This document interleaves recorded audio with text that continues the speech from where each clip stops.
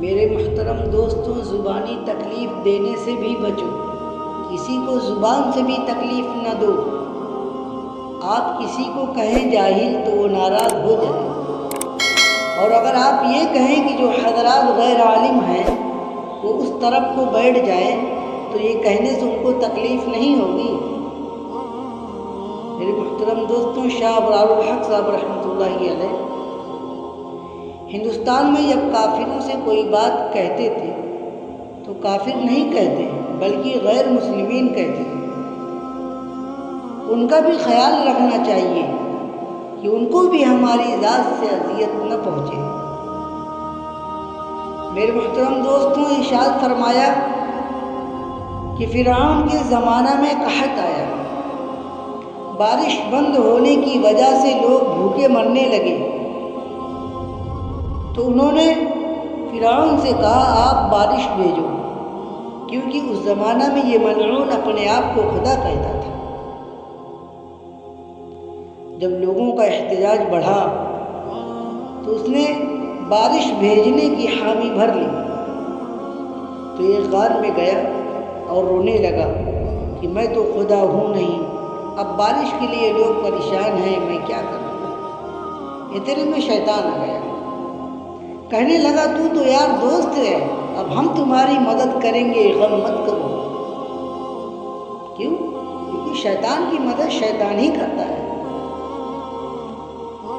میرے محترم دوستوں، پھر کیا ہوا کہ سب شیطان زمین کے اوپر ہوا میں گئے اور پیشاب شروع کیا۔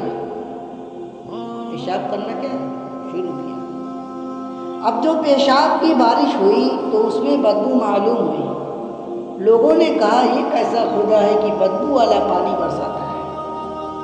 بھائی جیسا خدا ویسی بارش، خدا بھی جھوٹا بارش بھی جھوٹی۔ تو یہ فرعون ایسا بدبخت تھا کہ اس کی بدبختی کے باوجود اللہ تعالیٰ نے موسیٰ علیہ السلام اور ہارون علیہ السلام سے فرمایا فَقُولَا لَهُ قَوْلًا لَّيِّنًا، تم دونوں پیغمبر ان دونوں سرکشوں فرعون اور حامان سے نرم بات کرنا۔ معلوم ہوا کہ جہاں تک ہو سکے اصلاح میں نرمی اختیار کی جائے۔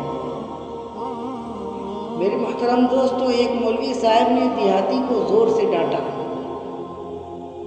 کیا او الو کمینہ کیوں نماز نہیں پڑھتا؟ تو وہ دیہاتی شاید مولویوں کی صحبت میں کبھی بیٹھا ہوا ہوگا، اس نے اوپر بیان کی ہوئی آیت سن لی ہوگی، تو وہ کہنے لگا مولوی صاحب آپ موسیٰ علیہ السلام سے افضل نہیں ہیں اور میں فرعون سے برا نہیں ہوں، پھر آپ مجھ سے اتنی سختی سے اور اتنی گرمی سے کیوں بات کرتے؟ میرے محترم دوستوں، معلوم ہوا کہ جہاں تک ہو سکے اصلاح میں نرمی اختیار کی جائے۔ اللہ تعالی ہم سب کو کہنے سننے سے زیادہ عمل کی توفیق